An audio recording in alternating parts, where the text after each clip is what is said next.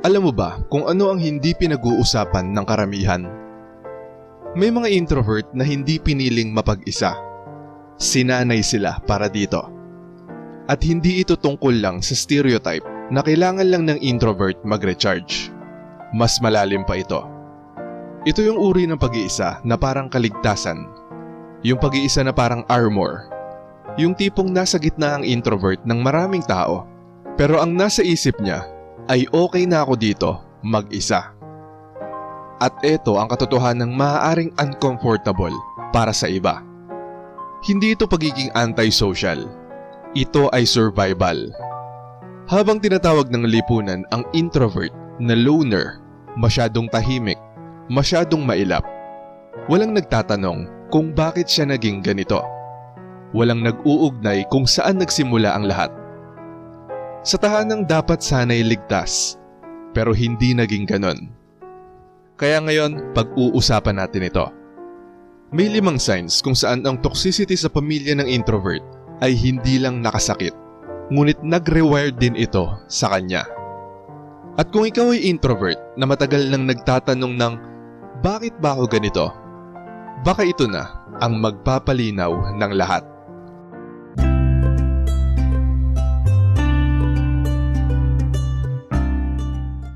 Sign number 1. Mas ligtas ang introvert kapag nag-iisa kaysa kapag may kasama. Kapag nag-iisa ang introvert, kasama ng kanyang mga iniisip, musika o libro, may kapayapaan, may breathing space, may katahimikan. Pero ilagay mo ang parehong introvert sa isang kwarto na puno ng mga tao. Kahit pa ang mga taong gusto niya, may nag-iiba.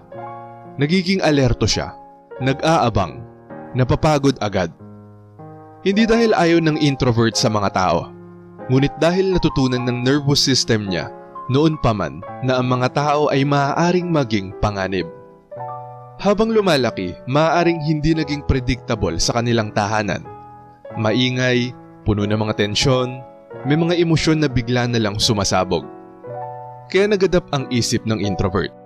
Mag-isa equals kalmado, mga tao equals kaguluhan. At ang wiring na yon ay hindi basta nawawala pagtanda.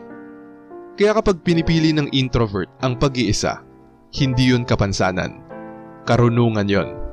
Yun ay survival intelligence. Sign number 2. Nagiging sobrang independent ang introvert. Kapag may nag-alok ng tulong, automatic ang sagot ng introvert. Ayos lang, kaya ko. Kahit hindi niya na kaya, kahit pagod na siya, mas pipiliin pa ng introvert ang maghirap ng mag-isa kaysa umasa sa iba. Bakit? Dahil minsan sa buhay niya, ang paghingi ng tulong ay may kapalit. Maaring hindi siya pinakinggan, maaring pinagtawanan siya, maaring tinulungan siya, pero isinumbat din kalaunan. Kaya natutunan ng introvert na ang pagdepende ay vulnerability, at ang vulnerability ay panganib. Ngayon, ang pagiging independent ay hindi lang personality trait. Proteksyon ito. Pero ito ang totoo. Nakakapagod ang sobrang independence. Dahil kahit introvert, naghahangad din ng koneksyon. Hindi lang basta nagtitiwala. Number 3. Mabilis mag-cut off ang introvert. Kapag may lumampas sa boundary, hindi na nakikipagtalo ang introvert. Umaalis na lang siya. Sa iba mukhang cold yon, pero ang hindi nila alam, may kasaysayan yon. Maaring matagal lang tiniis ng introvert ang kawalan ng respeto, pag-dismiss ng kanilang mga feelings, emotional neglect, at paglabag sa mga boundaries. Nung bata siya, wala siyang choice kundi magtiis. Ngayon na matanda na, may choice na siya. Kaya kapag may nakita siyang red flag, pinaniniwalaan niya yon. Walang mahabang paliwanagan, walang paulit-ulit na pagpapatawad, kalinawan lang. Hindi yun pagiging malupit, boundary yon na binuo ng karanasan. Sign number 4. Mas nag-oobserba ang introvert kaysa nagsasalita. Sa mga gatherings, madalas tahimik ang introvert, hindi dahil wala siyang sasabihin, ngunit dahil binabasa niya ang lahat. Pinapansin niya ang tono, body language, at mga maliliit na pagbabago sa enerhiya. Bakit? Dahil habang lumalaki siya, maaaring naging hindi ligtas magsalita. Maaaring ang pagsasabi ng totoo ay may kaparusahan. Maaaring ang pag-e-express ng nararamdaman ay nauuwi sa kritisismo. Kaya nag-adapt siya, naging mapagmasid, maingat, strategic. Ngayon mukha lang siyang tahimik, pero madalas siya ang pinaka-aware sa kwarto. Hindi yun kahinaan. Yun ay emotional intelligence na nahubog sa pressure. At sign number 5, mas hinahanap ng introvert ang lalim kaysa sa mga surface level na pag-uusap. Kaya umupo ng introvert sa gitna ng maraming tao at makaramdam pa rin ng pag-iisa. Hindi dahil hindi siya sinasali, ngunit dahil mababaw ang mga pag-uusap. Small talk, hindi yun nakakabusog para sa introvert. Ang gusto niya ay lalim, totoong tanong, totoong kwento, totoong emosyon.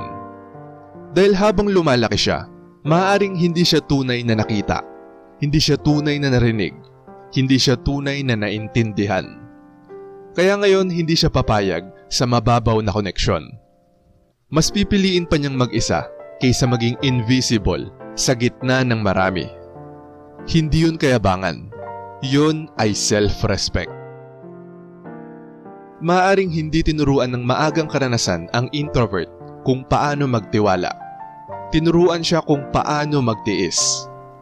Kaya lumaki ang introvert na pinipili ang kapayapaan kaysa sa presensya, pag-iisa kaysa sa kawalan ng respeto, lalim kaysa sa dami. Hindi naging distant ang introvert dahil sira siya. Naging selective siya dahil nag-adapt siya. At ito ang pinakamakapangyarihang parte. Kapag ang introvert na hinubog ng mga trauma ay naghilom, nagiging rare siya. Kalmado, grounded, mahirap manipulahin, at tapat sa iilang pinipili niya. Ang isang healed introvert ay hindi nangangailangan ng mga tao. Siya ang namimili. At yon ang tunay na kapangyarihan. Kung introvert ka at tumama ito sa'yo, pakinggan mo ito. Hindi ka sira, hindi ka antisocial, hindi ka defective. Nag-adapt ka lang. Ang pag-iisa mo ay hindi kahinaan. Ito ay refinement. May karapatan kang gumalaw sa sarili mong pace. May karapatan kang pumili kung sino ang pwedeng lumapit. May karapatan kang protektahan ang kapayapaan mo. At ang mga tamang tao, hindi ka nila pipilitin magbago. Sasalubungin ka nila kung nasaan ka. Shoutout sa mga nanood at nag-comment sa bagong upload na to. Shoutout kay Arkitakot.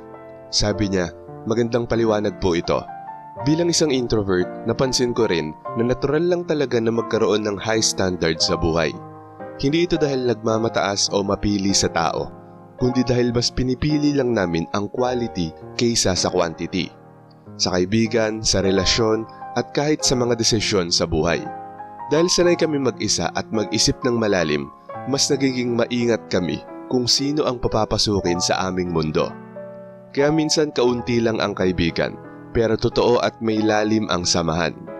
Salamat sa ganitong content. Maraming introvert ang makaka-relate dito. Sabi naman ni Marie Delight Worker, hello po Sir AP, good evening. Salamat sa makabuluhang paliwanag. Bilang introvert na tahimik, hindi naman mataas ang aking pamantayan para sa akin.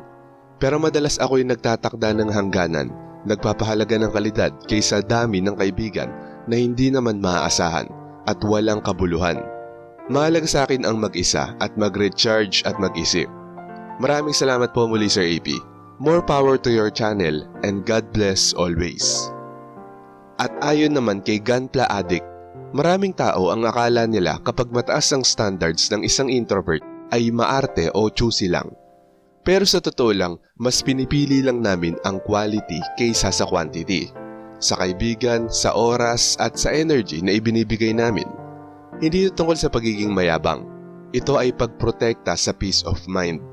Kaya kaunti lang ang circle. Mas totoo at mas malalim naman ang connection.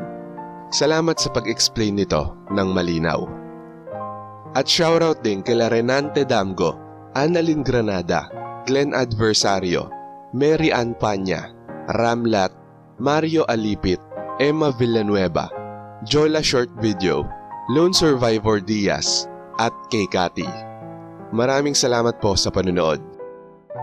Kung gusto nyo ding ma-shoutout, mabati o mabasa ang comment nyo, mag-comment lang sa latest video rito sa channel na to at pipili kami doon ng mga isi-shoutout at babasahin para sa susunod na upload.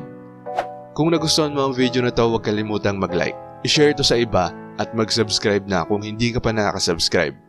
Maraming salamat at see you next time.